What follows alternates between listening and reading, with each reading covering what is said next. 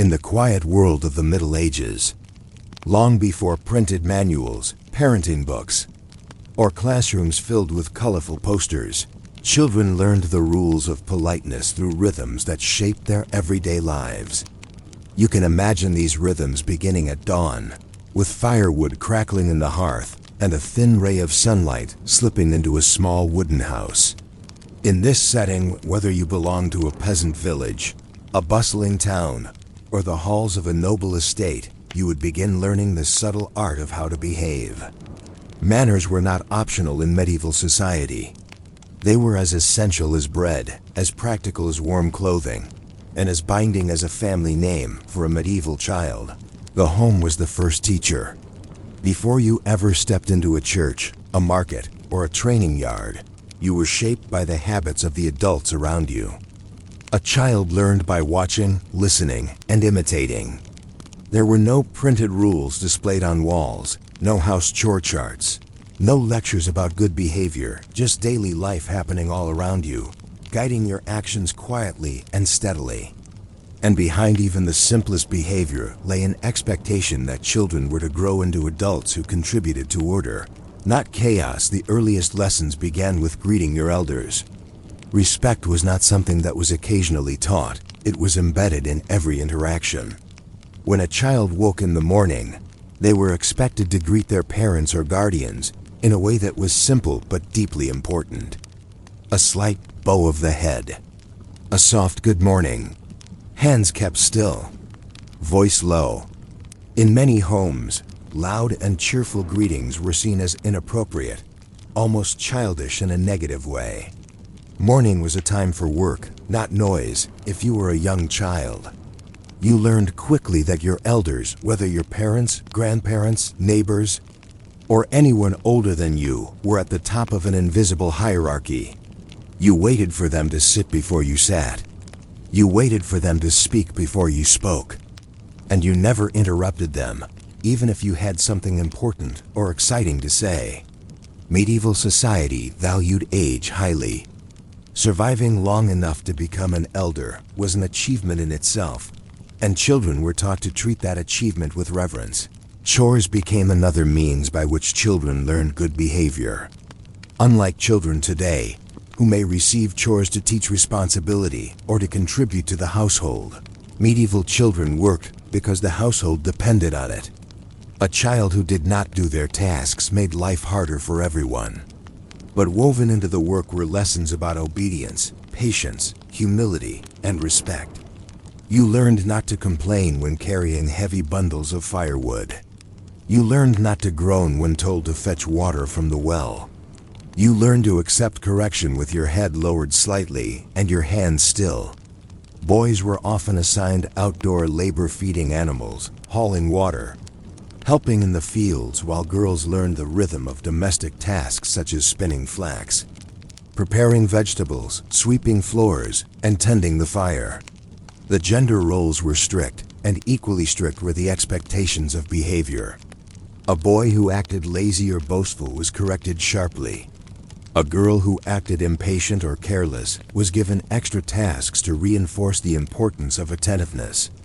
But beyond the occasional stern voice or scolding look, these routines taught something much deeper, that good behavior was tied to survival, cooperation, and the stability of the social unit. A medieval home was not always warm and nurturing, not always gentle or forgiving, but it offered children a daily classroom in which behavior mattered. From the earliest age, you learned that being polite was not simply nice, it was necessary. Mealtimes revealed even more about the mannerly world medieval children inhabited. Imagine a small wooden table, rough from years of use, surrounded by benches rather than chairs. The table might hold a loaf of coarse rye bread, a pot of vegetable broth, and perhaps a small piece of cheese. Food was precious, and wasting even a crumb was considered disrespectful. This meant that children learned to eat slowly, carefully, and deliberately. You did not reach across the table.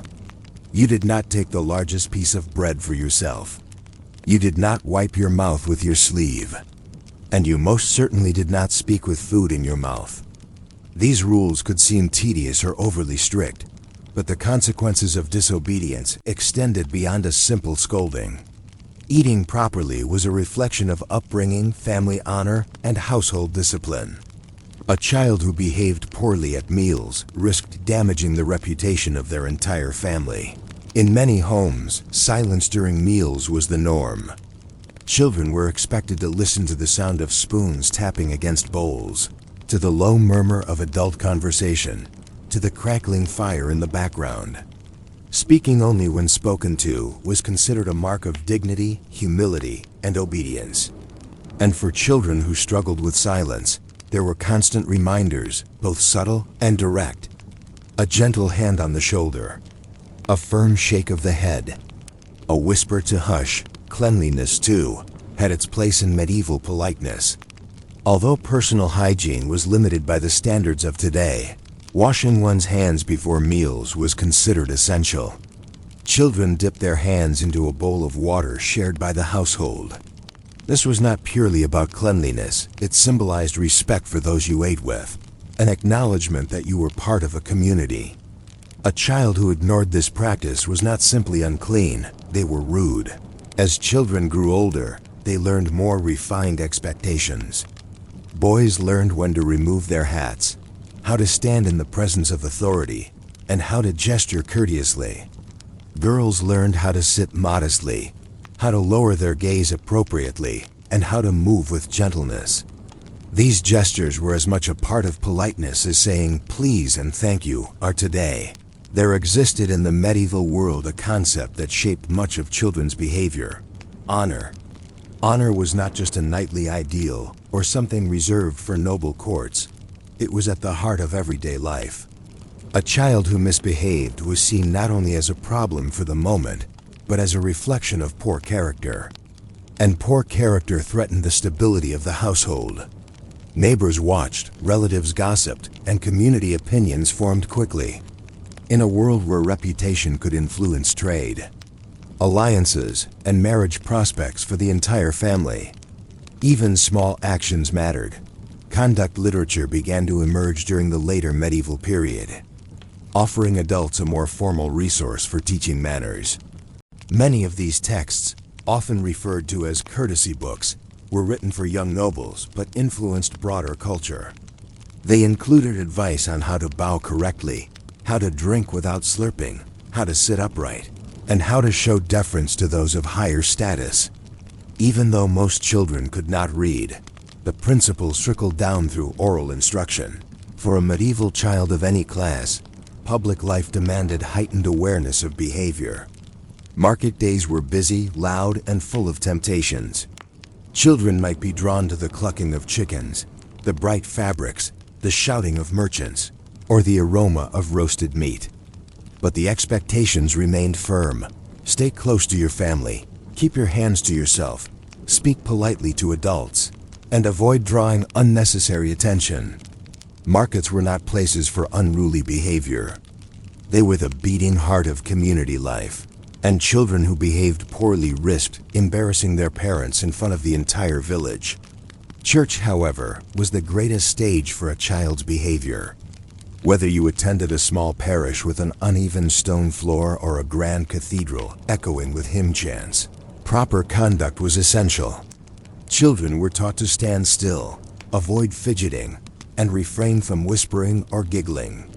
They learned how to kneel in unison with others, how to cross themselves at the right moment, and how to follow the rhythm of prayers.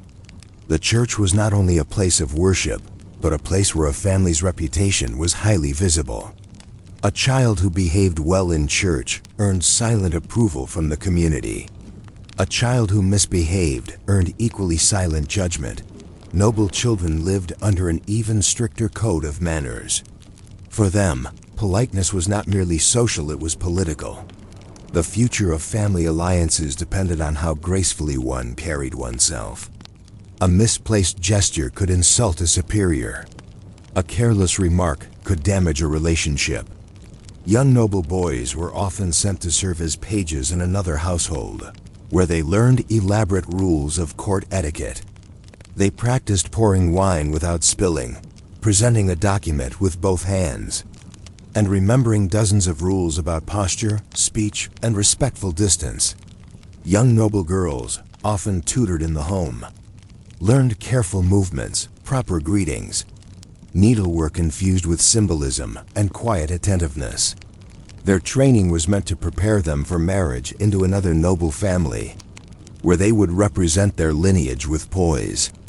Yet despite the differences between classes, all medieval children shared one universal truth. Politeness was a form of survival. A child who behaved well was more likely to be trusted, respected, and eventually welcomed into adult society. A child who behaved poorly risked alienation, punishment, or social consequences that could last for years. But this raises an interesting question. What happened when children struggled with these expectations? The truth is that medieval children were not perfect. They played roughly, argued with their siblings, snuck food, ran through the village, disobeyed instructions, and sometimes behaved defiantly. And when they did, consequences were swift. Punishments varied by household, ranging from stern lectures to extra chores, from public scolding to physical discipline. But the ultimate purpose of discipline was not cruelty, it was correction. Adults believed strongly that a child who learned good behavior early would grow into a responsible adult. In a world with limited opportunities for social mobility, cultivating good behavior was one of the few paths available to secure a stable future. Humility was prized. Obedience was expected. Respect was mandatory. Yet medieval children still found space to laugh, to play, to whisper secrets, and to grow. Their lives were shaped by rules, but not consumed by them. Often, the warmth of family, the bond of siblings, and the simple pleasures of daily life softened the strictness of manners. A child might learn politeness at home, but they practiced it everywhere. During seasonal festivals, they were expected to behave with dignity, even as they watched performers or enjoyed sweetened pastries. During weddings or feasts, they learned to stay near their parents and avoid behaving impulsively. During funerals, they learned the importance of solemnity, standing silently to honor the dead. Across all these situations, the goal was the same: guide children into becoming adults who could function in a tightly knit social world. If you listen closely to the quiet world of medieval daily life, you might sense how these expectations shaped not only children but entire communities. A child's politeness reflected the family's stability. A family's stability reflected the community's harmony.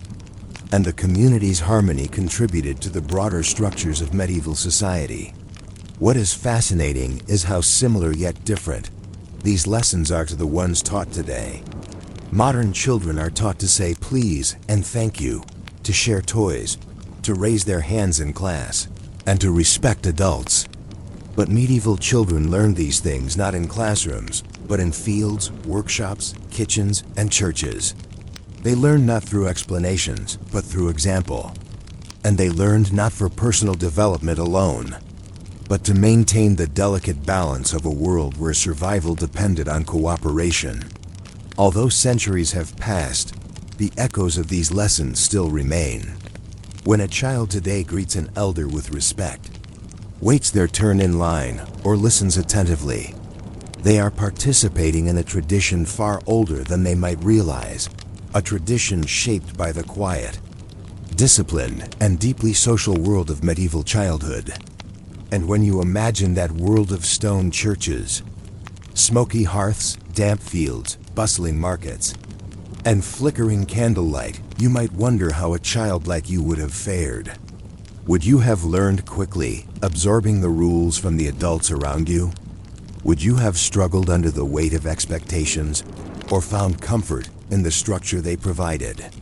In the end, the lessons medieval children learned were not written down in books they could read. They were written into daily life, into the cadence of chores and meals, into the hush of church services, into the respectful bow of the head when greeting an elder. These lessons shaped not only children but their families, their communities, and the entire structure of medieval society. The world has changed, but the desire to teach children good behavior, respect, Honor and kindness remains the same. And though the medieval methods might seem strict or old-fashioned, they served a world that relied on manners not simply for courtesy, but for survival. Thank you for spending this quiet time with me. I hope this long, gentle walk through history helped your mind settle and drift a little closer to rest. If you enjoyed this soft, slow kind of storytelling, I invite you to stay connected with quiet, boring sleep. A simple like helps others find these calming histories. And subscribing makes sure you'll always have a place to return to when you need a peaceful moment. Thank you for being here, for listening, and for giving yourself this time to unwind. Wishing you warmth, comfort, and a very restful night. Good night from quiet, boring sleep.